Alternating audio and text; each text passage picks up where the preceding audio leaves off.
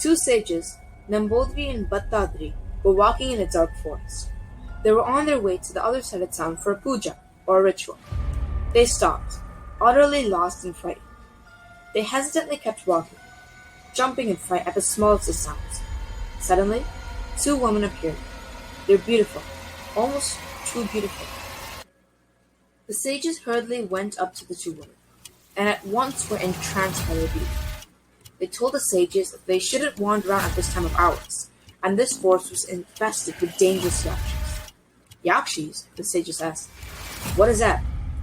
The women gave each other a frightened look, and one started, barely in a whisper. Yakshis, or the Malabar vampires, are one of the most dreaded monsters in Malabar Kerala. They are fiendish beasts who attack people in force like these, and attack wandering travelers like yourself. Legend has it that a king would mistreat his wife. One day she had enough and killed him. When she was caught, she was executed. He was sent to be nailed on the Ganjaram tree. Not hours after she was executed, a horrible thunderstorm and rain terrorized the land, and while everybody was running to safety, nobody saw her dead body stand up, her mouth converging into a gruesome smile, and her hair whipping around her body levitating, and ghosts whispering, excited at the prospect of a new master. One lady in white happened to look that way, and what she saw made her stand rigid with fear and shock. And the last thing she saw was the gruesome smile going straight into her. After that, nobody saw her, and she was pronounced dead, unexplainably.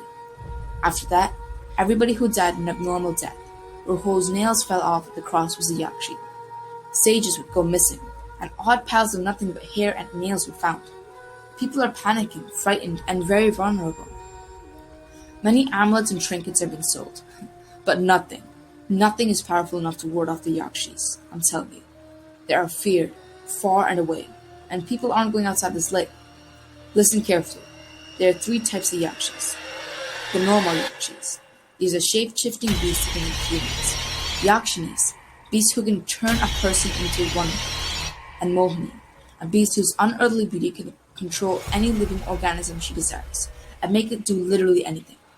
Each Yakshi spewed from about the same story, but each one was more dangerous than the next.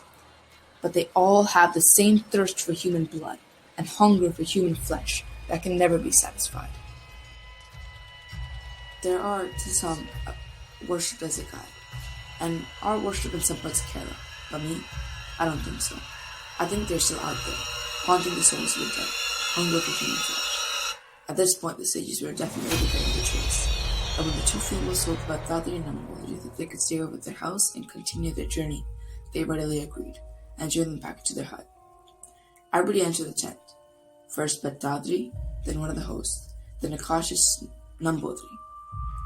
The last woman waited for everybody to enter the house, before sneering to herself and locking the door. As they entered the house, Bhattadri was starving, and as they ate their meal, they didn't notice the snickers between the two ladies, or the demonic look that would often cross their face, or the fact that they never ate. Their only focus was to eat, and once they ate to their heart's content, they all went to bed. On the stairs, the ladies offered the sages a hand. They unknowingly took it, and everything went black. Nambodri woke up, bound by rope, to see Bhattadri helplessly screaming in agony on the floor, blood gushing out of his abdomen, his eyes gouged out, and his bones sticking out of him. Worst of all, he was still alive. His screams were magnified by 1,000, reverberating throughout the house. The fiendish host was slurping on the blood, crunching on the bones, or eating up the organs. The ladies made Bhattadri's own blood clog his nose, therefore suffocating him into a grisly death. They turned on Nambodri, but thanks to his holy book under his pillow, he couldn't be touched.